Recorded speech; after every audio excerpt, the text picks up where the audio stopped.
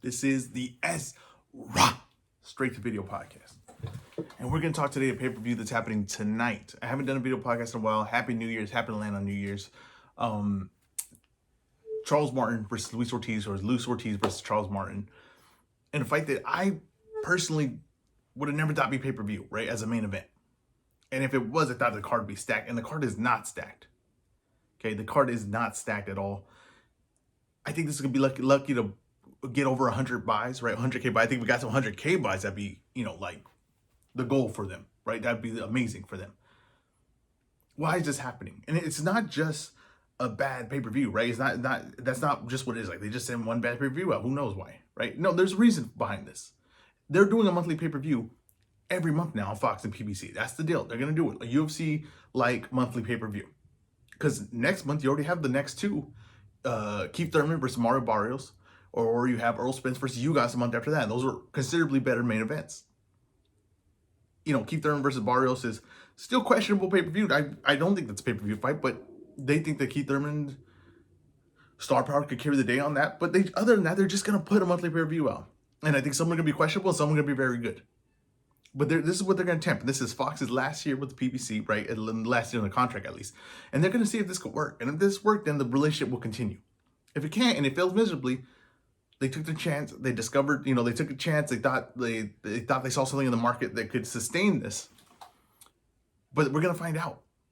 And tonight's card, like I said, completely questionable. Frank Sanchez on the undercard. I think Frank Sanchez could be something special in the heavyweight division. I really do. He's really turned my opinion on him around, especially with the Jogbe fight. He's fighting a late replacement, but the replacement might be better than the guy he was originally going to fight in Negron, who is, a guy there to make heavyweights look special, right? Make it look like they have ultimate punching power, like they have all this ability versus some big giant. But that's all he is. It's just a big giant that's meant to fall. WWE uses them all the time. He's going against Hammer, who, to me, he doesn't have what it takes to beat good heavyweights. So he's not going to have what it takes to beat what I think could be, a great heavyweight, or even could be an elite heavyweight in Frank Sanchez. Frank Sanchez has that kind of skill. Honestly, it's the biggest turnaround ever of any fighter in 2021 that I saw. That what opinion I had to them in the beginning to the opinion I had to them late, his is the biggest turnaround. There's just no doubt in my mind on what it could be. But this could still be a performance that I really think that Frank Sanchez needs to realize what's at stake here for him. So many times these guys give up momentum that they win, or the opportunity that they have.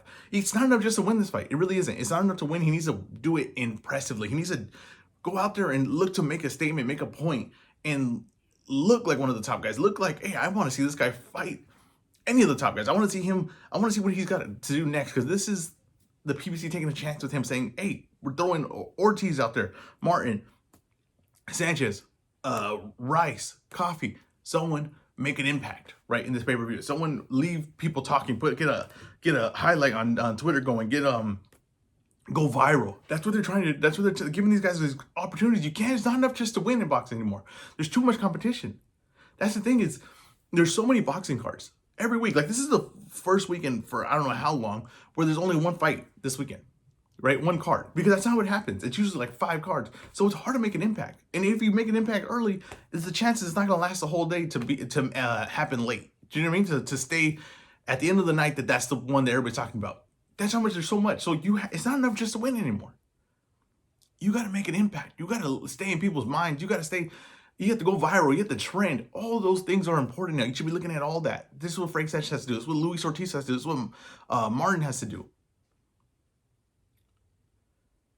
And we're gonna see, how this plays out. I'm very interested. I know people say there's opinions on whether we should care about what pay-per-view buys are, or we should care what fighters make. It's all opinion, right? People have different ways of looking at it.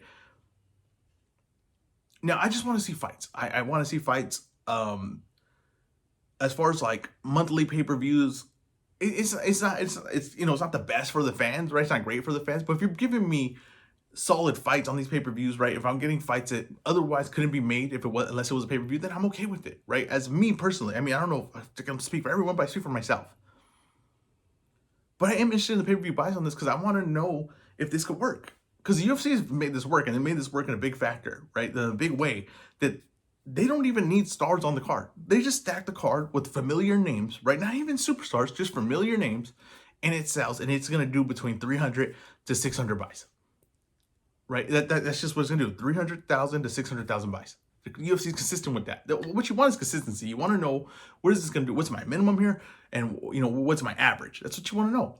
Boxing doesn't know that yet. So it varies over the board, right? PBC thinks they have, PBC and Fox think that they know. They think that they know their brand, and they know that they're fans, and they know who's going to come and, you know, who's going to come and who isn't. And I think they were figuring this out with the Andy Ruiz-Arreola fight.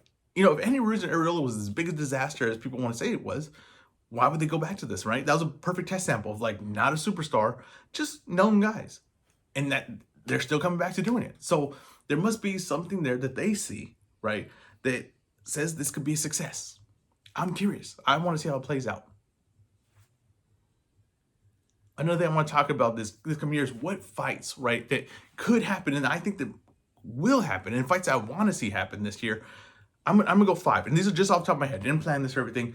I think Earl Spence, Terrence Crawford, I think it happens this year, end of the year. I think that's the last fight for them in this year. A lot of people are very doubtful on that. A lot of people accusing Spence of, you know, running from Crawford when he fought in Ugas. Ugas and Spence was going to happen. Well, Spence and Pacquiao was going to happen, right? And then Spence got hurt. Ugas stepped in. And then Spence was always going to fight the winner of that fight when he came back. And if you're considering that a tune-up fight, or you're considering that a stay busy fight, that's only out of respect to Spence, really, what level you think Spence is. Because you guys beat Pacquiao, clearly, right? Has been a top contender in that weight division, 147. Arguably beat Porter, right, in a close fight. It's proven that he's at that level with those guys. If you think like, oh, well, that's a tune-up fight or a stay busy fight or it's a waste of time, then that's just the out of respect you have for Spence as how great he really is. That's a great fight. That's a great matchup. And you had to have known that Spence was not going to come back right away to fight Crawford. Okay, this is the biggest fight of his career. This is his career rival, right? This is going to be, you know, whoever wins that fight is going to be the first guy mentioned in the era of this weight class between them, right? That's Pacquiao Floyd. We know that Floyd's better than Pacquiao because they fought each other. He's the first one brought up. Okay, they settled that. We know that he's not going to come in right away and fight him. He's still fighting a hell of an opponent. It's not a tune-up. Like I said, it's only a tune-up if you respect Spence that much. He's fighting a high-level opponent, and I like it because there's no excuses now, right? If he fights you guys, he smokes you guys, or he beats you guys in a good fight, but he looks like Spence. Well, then going to the Crawford fight, you can't say, well, you know, he was worn down, all the injuries added up, all the missed time added up. No, you can't say that. That's what I like. I don't want to go into this fight. And if he loses, he loses. Then you guys is the guy, and he'll fight Crawford, right? Or he'll fight Boots, or any of it. It's interesting. It's a great fight. I'm not going to get mad about a great fight because I want to see another fight. If it's as long as you give me a great fight, then give me a great fight. That's why I wasn't mad about Wilder Fury, the first one. I knew that was going to be a good fight because I knew how good Fury could be. I knew he had the ability more than any of the heavyweights that Wilder had ever fought. So I can't be mad about that. I'm not going to be mad about this. But I think that fight's going to happen this year. I think at the end of the year, I think Spence fights Ugas. I think he gets one more fight in between that, whether it's a Thurman, the winner of Stanionis versus Bucev, and then he's going to fight Crawford. I think Crawford's going to fight twice this year. I think Crawford's going to fight either Thurman, Taylor, and then fight Spence. I believe that's going to happen. That's number 1. Number 2, Ryan Garcia versus Devin Haney. I believe that happens this year. Now, this is dependent on Devin Haney beating Kambosos if he gets that fight, depending on Ryan Garcia beating Isaac Cruz. Now, Ryan Garcia mentioned, you got to read between the lines here, right?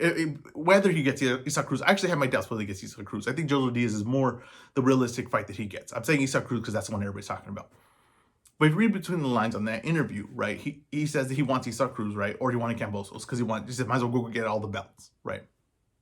So now his mind is open to getting all the belts. And people call him, say he ducks, right? Because he doesn't fight Devin Haney when he's the number 1 mandatory. And I don't think he wants to keep the belts long term. So I think he saw, hey, this guy's undisputed. I'll go take all the belts and then I'll just drop him. I really think that's what he said, what he thinks and what his team thinks. Now, he said Isaac Cruz is the fight he wants, right? Because people think Isaac is a really good fighter now because he gave Tank some problems. No, I think he wants a fight. I don't think his team wants that fight. I don't think. I think they want to keep it in house, make money for both of their guys. I think Jojo Diaz. He mentions that Jojo Diaz is the name thrown out to him. That's the fight it's gonna be. I think it's gonna be him and Jojo Diaz. But Ryan gets past that. Whoever it is, Isaac Cruz, Jojo Diaz, both tough fights. I would say. I think Jojo Diaz is a tougher fight than Isaac Cruz. I don't think a lot of people are gonna agree with me on that, but that's just what it is. And Devin Haney gets back Kambosos. Kambosos, I'm going to say right now, I don't know how good he is. I really don't. I don't know how good Kambosos is. I think that he looked damn good, amazing against Teofimo, but I've seen him look average against Lee Shelby or Mickey Bay. So I can't say, I know what he's going to look like. I don't know. I'm going to be the first one. And not a lot of people say they don't know. I don't know what he's going to look like. If he looks like how he looks against Teofimo, it's going to be a tough night. It's to be a tough night, tough fight for Devin Haney. If he looks like he looks to Lee Shelby, it could be an easy night for Devin Haney. That fight could go very different ways. Right now, before me breaking down or anything, I'm leaning Devin Haney in that fight. If Devin Haney wins that fight, becomes undisputed, now he has all the belts. He gets a win over Kambosos, who's now considered a name, right? And people are curious what he's going to do next after he beat Teofimo. Ryan Garcia's back now. He beat a name. He's on his way back. If he does, especially if he does it in impressive fashion. These guys are both under the DAZN brand, right? The DAZN network. It just makes sense. All the belts on the line. Two young guns, both coming off. Let's say their biggest wins. It only makes sense for this fight to happen now, and I really believe that this is the year it happens. That's my number 2. Number 3. I think we see Fury in an undisputed fight again for the undisputed heavyweight title. I think he's going to fight either Usyk or Joshua, whoever wins that fight. If Joshua beats Usyk by, devastating KO, that fight will be huge. If Usyk wins again, it's a good fight. I don't know if it's huge. I don't know how much people are going to get behind Usyk versus Fury, but it's a very important fight in heavyweight. There's no doubt in heavyweight history, and I think that's going to happen. I think that we're finally going to see undisputed at heavyweight. Now, it's going to, Fury's next fight, whether he's going to fight White or not, I think he is. They just determined this per split. That was the whole, negotiation part. They offered White $5 million. He wants 10. They'll probably end around 7-6, right? And then they make that fight. So to me, it's an obvious fight to make for Fury. So you have to think that he'd be the favorite over White. You would have to think that especially if you manage him, and then White kind of has a name to him, whether people want to admit it or not. He has a following. He has some name power. He wins that fight. Joshua Usyk, whoever comes out of that, right? Whoever comes out of that, I'm kind of leaning Usyk now, since Joshua is working his wrestling game in a boxing match. And I think that they're going to match that up. And I think that could be, Fury last fight, honestly. I think that could be win or lose. I think it could be Fury's last fight undisputed. Go to number 4. Like I said, it's on top of my head, so I'm thinking, I think you're going to see Canelo Alvarez versus a top guy at 175. Versus 2 top guys at 175. I truly believe that. Even if Benavidez is next, I believe that it could be Joe Smith Jr. and Beterbiev, or it could be Bivol and Zurdo. I think he's going to fight 2 top guys at 175 this year. That's my number 4. Canelo, to me, I think he sees 168 as something already accomplished. And like I said, when guys win undisputed, they don't keep the belts for that long usually. And I think that was sometimes a mistake. You don't want to have those managers. You don't want to be having to negotiate. It's time consuming, not just in the ring, but it's just in negotiations and having to work the system. You don't want to do that. I don't think it benefits superstars like that. So I think that Canelo maybe defends it one time versus I can't think of his name. Benavidez, right? Or Charlo. And then I think he drops him. And I think he goes to 175 and he makes his run there. And he looks to go undisputed there. I'm going to say he fights 2 top 175-pound guys, top 5 175-pound guys this year. That was my number 4. So my number 5. See, so it's not the top of your head. I think we see Teofimo Lopez versus Josh Taylor this year. I think Teofimo Lopez is obviously moving to 140. I think he's going to fight Cepeda. A lot of people, when I bring that up, say that that's a bad idea, right? I think Teofimo and his dad maybe not the smartest decision, but they've been aggressive their career, and I got to give them credit for that. And I can't knock them now because it didn't work out. And when we ask all these guys to be aggressive, we ask all these guys to try to be great. This is a guy that does try to be great. Now, it's not the most, maybe the best tactical decisions they've made, but like, I'll be honest, like when they did the purse split, I thought everybody thought that was a good idea. He got $6 million in the purse split. He was going to get 4. Like who now, because it didn't work out. Okay, but who knew? Triller was handing out big paydays to everyone. So who knew that wasn't going to work out? People may have been negative about it, whatever. Okay, he still got a bigger payday than what Top Rank was offering. Right now, whether he lost, that's why he lost the fight, but he still got the payday he wanted. Right? This is a guy that early in his career chased Lomachenko. Not like, I want to bout, or he chased Lomachenko. Okay, so I'm not going to take away everything that he's done to this point to say like, oh, well, now it's like, everybody's so down on him. I see it, I get it. But I'm not, those decisions he made, you want that out of a fighter. This guy dares to be great. And I think that's going to stay consistent. When he gets to 140, he's going to want it all back. I don't think he wants to be built again. I think this is an aggressive guy, an aggressive mentality. I think that he'll take Cepeda. I think that's the fight. And I think that he could beat Cepeda. Now, Cepeda's good. He's had some good moments, especially recently. And he had a really good fight where people think, and I think personally he beat Jose Ramirez, who is an excellent fighter as well. So it's not like a, walk in the park, but I just think that if Cepeda's going to try to match punching power and timing with Teofimo, that's right up Teofimo's alley, right? And if he goes 140, Teofimo will probably be healthier. I think that's a very good fight for Teofimo. I think he wins that fight. I think Josh Taylor beats Catterall, of course. And if the Crawford fight doesn't happen, it kind of lines up where maybe Teofimo gets Ramirez, or maybe he just goes straight to Taylor. I think that fight happens this year, whether it's late this year or in the summer. But those are my 5 fights I think are going to happen this year. Those are all great fights. And if that happens this year, it's going to be a big year for boxing. I think we're in position to have one of those big years for boxing, right? Last year was good, but a lot of fights exceeded expectations. That's why last year was so good. I think this year we're going to have mega fights. Now, whether they exceed or underwhelm the expectations, right? Under-deliver, that's going to be seen. But what you want is big matchups. It's a fight in boxing. It's more important to have a big build-up to a fight and the fight not delivered than to have no attention to the fight and the fight delivered.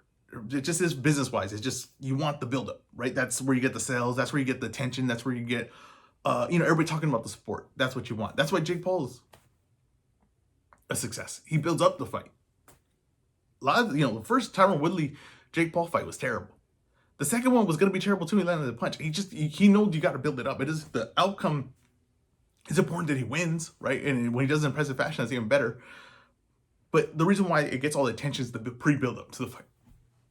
This has been the Ezra Straight to Video podcast. It's good to be back. Let's keep it consistent.